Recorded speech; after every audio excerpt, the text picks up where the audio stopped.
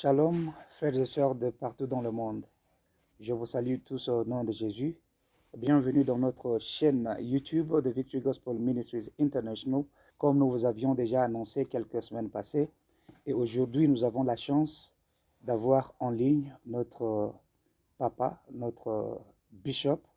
C'est lui qui va introduire cette série des enseignements qui vont suivre à partir d'aujourd'hui. Donc, il va vous présenter aujourd'hui un thème qu'on a intitulé « La puissance de la croix ». Pour ceux qui parlent anglais, nous l'avions intitulé « The Power of the Cross ». Nous ferons un grand effort pour aussi accommoder les anglophones, c'est-à-dire dans un temps record, je vais répéter le même message que le bishop va vous présenter aujourd'hui.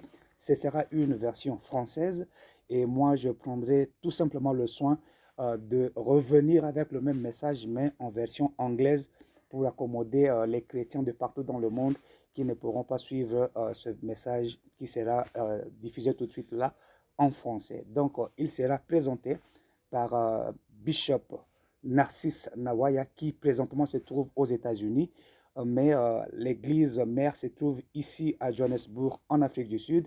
C'est ici que le ministère est basé. Donc, il va émettre depuis les États-Unis d'Amérique. C'est lui le visionnaire, si je pourrais dire ainsi, de ce grand ministère qui est aujourd'hui répandu de partout dans le monde. Nous existons, ça fait 21 ans. Donc, nous existons déjà depuis comme ministère depuis 2001. Alors, c'est celui-là que vous allez voir tout de suite, vous allez le découvrir.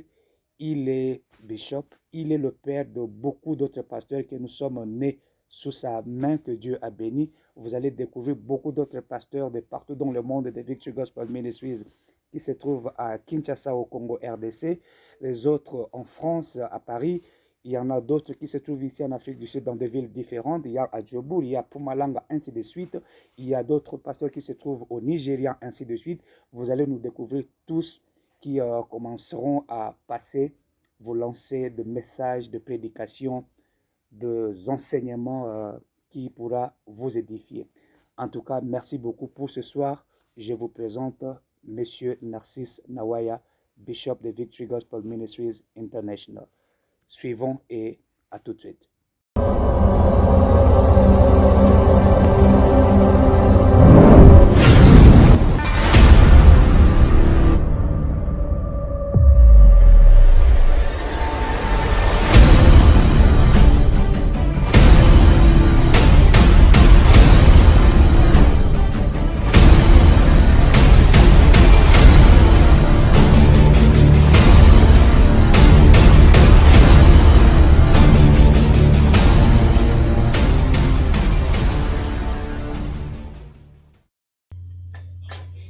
Shalom, frères et sœurs dans le Seigneur.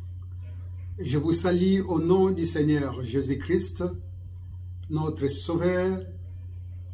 Je viens encore auprès de vous annoncer la parole de Dieu sur cet espace dont le Seigneur nous a donné, afin d'écouter la parole, sa parole, avec tant d'autres ministres de l'Église, Victory Gospel Ministries, et tant d'autres serviteurs de Dieu avec qui nous travaillons ensemble.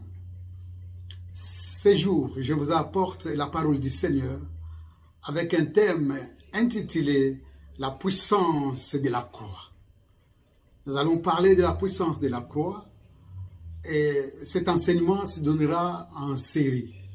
Mais aujourd'hui, avec vous, je vais tout simplement introduire la puissance de la croix. Je vais utiliser des écritures de base. Jean chapitre 19, les versets 28 à 30.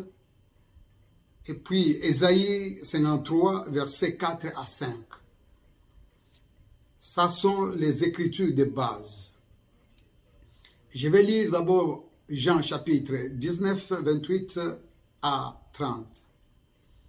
Après cela, Jésus, sachant que désormais tout était achevé, dit pour que l'écriture soit accomplie, j'ai soif. Près de là se trouvait un vase rempli de vinaigre. On attacha donc une éponge imbibée de ce vinaigre au bout d'une branche d'hysope et on l'approcha de la bouche de Jésus. Quand il y goûtait le vinaigre, Jésus dit, tout est accompli. Tout est accompli. Tout est accompli. Il pencha la tête et rendit l'esprit. Je vais lire la seconde écriture. Ésaïe chapitre 53, versets 4 à 5.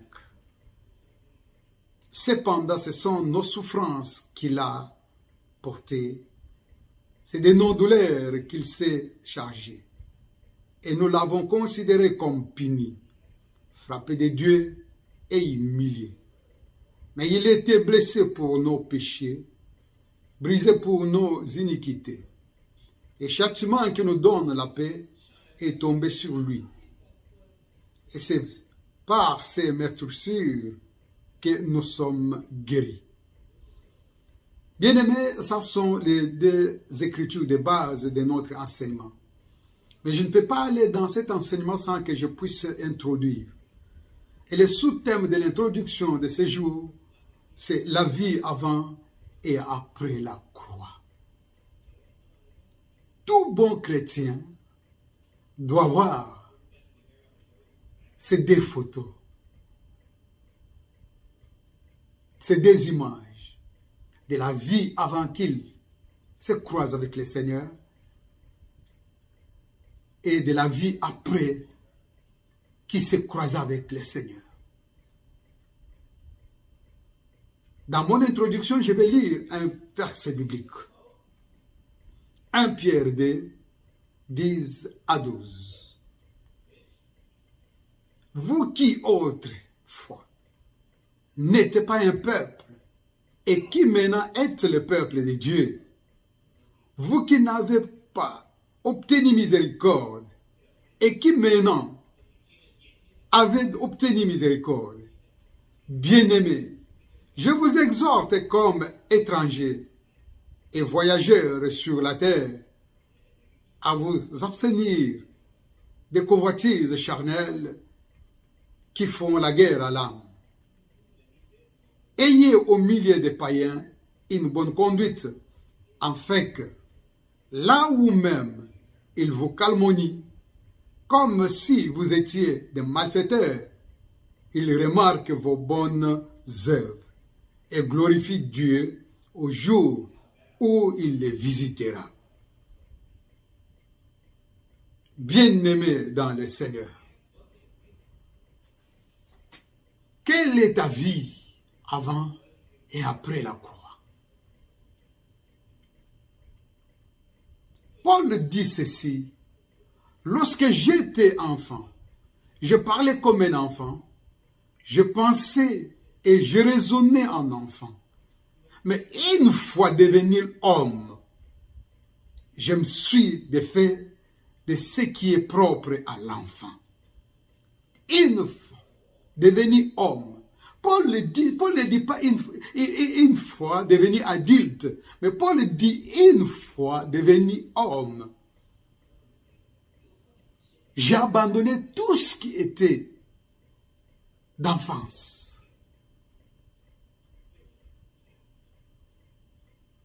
Lorsque j'étais enfant, j'ai raisonné comme un enfant, je parlais comme un enfant et je pensais comme un enfant. Mais un jour, je suis devenu homme. Qui est l'homme? L'homme, c'est celui dont Dieu lui-même avait prononcé. Il a dit, faisons l'homme à notre image et à notre ressemblance. L'homme, c'est celui qui agit, qui parle, qui raisonne, qui pense à l'image et à la ressemblance de Dieu. Pas du diable, pas du Satan, mais de Dieu. La vie avant et après la croix. Bien-aimé dans le Seigneur, la vie avant la croix, c'est une vie d'enfance. La vie avant la croix, c'est une vie d'ignorance de la vérité. L'époque avant la croix, c'est la vie d'une vieille nature. La vie avant La croix, c'est un moment de non-appartenance au Seigneur. Et Pierre dit ceci, vous, dans l'autre foi, vous n'étiez pas un peuple de Dieu. Mais lorsque vous vous êtes croisés avec la croix, vous êtes devenus peuple de Dieu.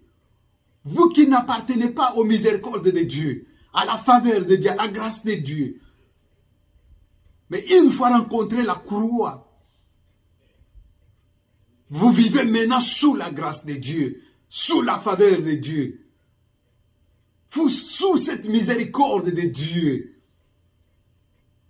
Et c'est pourquoi il dit, abstenez-vous à d'autres pratiques, abstenez-vous à d'autres choses, abstenez-vous plutôt à d'autres manières de vivre, de parler, de raisonner, de penser.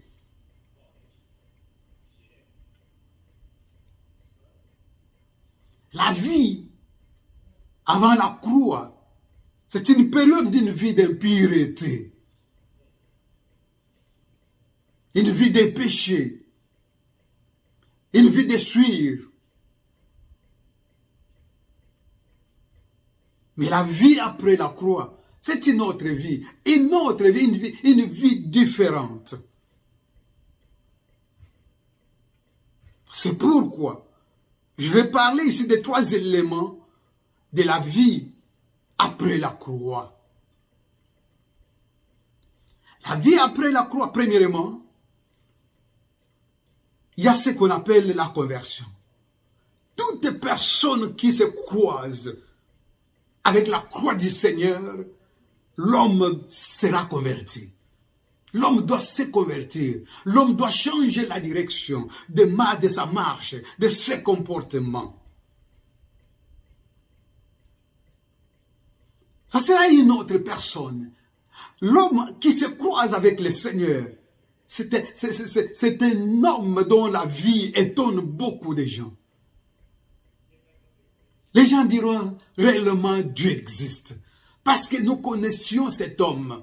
Mais lorsque nous le voyons maintenant, c'est une personne différente que celle qu'on connaissait avant.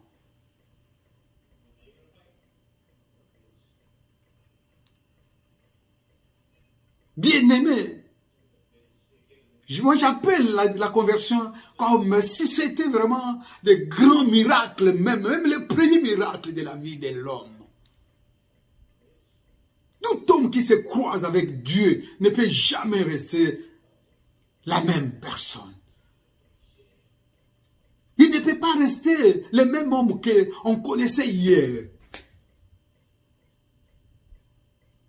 Si vous êtes donc la même personne avant que tu croises la croix, bien-aimé, dis-toi qu'il y a quelque chose qui ne marche pas. Mais l'homme qui croise la croix, qui se croise avec la croix, l'homme qui accepte Christ comme Seigneur et Sauveur, la Bible dit, il devient une nouvelle créature. La Bible continue même à dire, voici les choses anciennes sont passées. Alléluia. Donc c'est une personne nouvelle.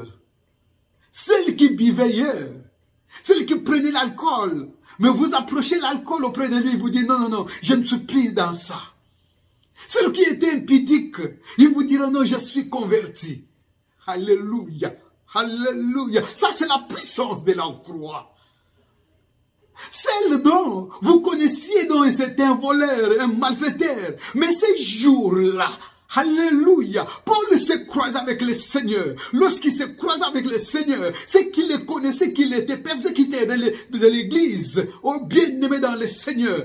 Ces jours-là, Paul annonçait l'évangile et les gens doutaient de lui. Les gens se disaient non, restons d'abord ensemble avec lui pendant beaucoup de temps et nous verrons si réellement ce qu'il dit vient réellement du fond de son cœur.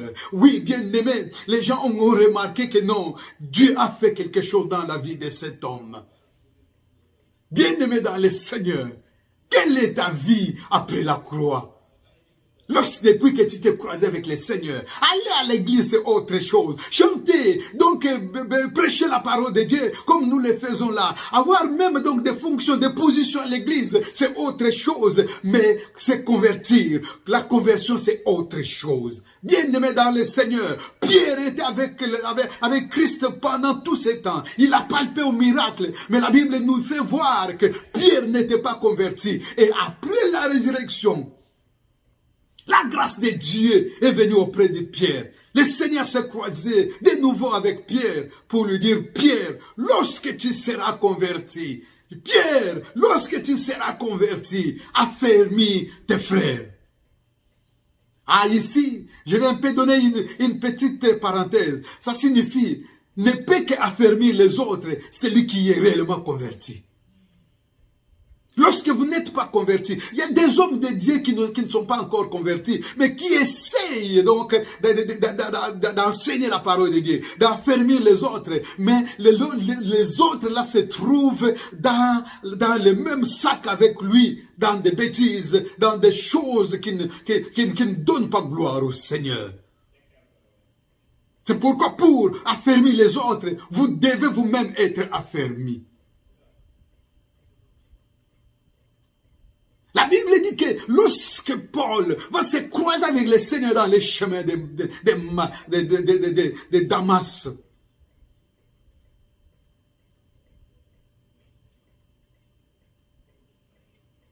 Paul va changer.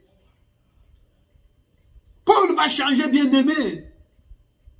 Paul s'est converti, bien-aimé. Et Paul devrait maintenant voir qu'il avait avec lui des photos, l'ancienne photo de sa vie, comme persécuteur, et la nouvelle photo comme prédicateur de l'évangile, de la bonne nouvelle.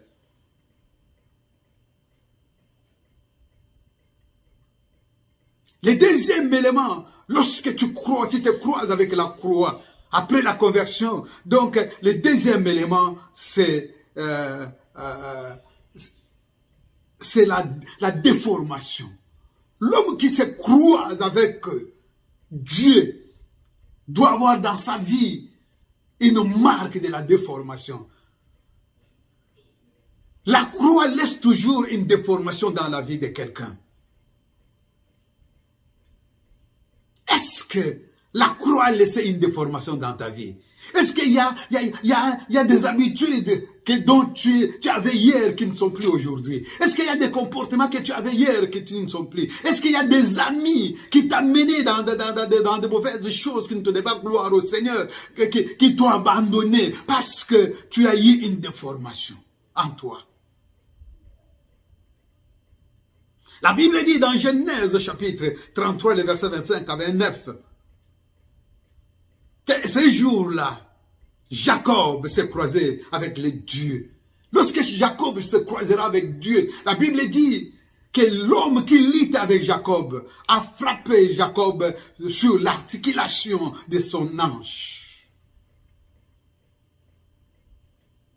Et Jacob se dit, non, comme tu m'as laissé une déformation, je ne te laisserai pas partir. Et l'homme se dit, non, il lui dit, laisse-moi aller. Mais Jacob dit, non, je ne te laisserai pas jusqu'à ce que tu me béniras. Tu ne peux pas demander donc la bénédiction sans une déformation dans ta vie. Alléluia, gloire au Seigneur. Est-ce que tu as une déformation? Tu demandes que Dieu puisse te bénir. Quelle est la déformation de ta vie? La Bible dit que donc l'ange donc de Jacob avait eu un problème. Cet homme était déformé. Et il dit non, comme tu m'as laissé une déformation, je ne te laisserai pas partir. Bénis-moi, bénis-moi. Et la Bible dit, le Seigneur va changer même les noms de Jacob pour lui dire, on ne t'appellera plus Jacob, mais tu seras appelé Israël. Et c'est comme ça même, Paul, que nous appelons l'apôtre Paul, hier il était Saul, de Tarse, mais aujourd'hui c'est Paul, bien-aimé, parce que Paul aussi a eu une déformation en lui.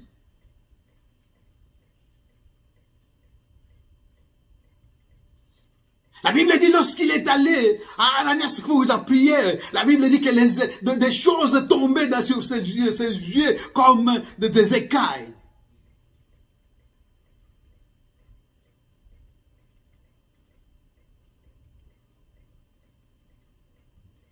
Bien-aimé dans le Seigneur, la croix laisse toujours une déformation. La troisième des choses dont la croix nous laisse, ce sont les bénéfices divins. Tout homme qui se croise avec le Seigneur, il devient partisan donc des bénéfices de Dieu. Il devient partisan des bénéfices de l'éternel Dieu. Comme quoi? Premièrement, l'accès d'entrer dans la présence de Dieu. Matthieu chapitre 27, verset 50 à 52, nous dit, lorsque le Seigneur a lancé de nouveau un grand cri sur la croix, les rideaux du temple étaient déchirés d'en haut jusqu'en bas. Et donc l'accès d'entrer dans les lieux très saints était donné à tout le monde. Pas aux pasteurs, pas aux évangélistes, pas aux prophètes et aux apôtres, mais à tout chrétien, à tout bon enfant de Dieu, vrai enfant de Dieu. Il a accès d'entrer dans la présence de Dieu. Deuxième bénéfice, c'est l'accès à la prédication de puissance et de la démonstration du Saint-Esprit. Paul nous dit, car la prédication de la croix est une folie pour ceux qui périssent, mais pour nous qui sommes sauvés, elle est une puissance de Dieu.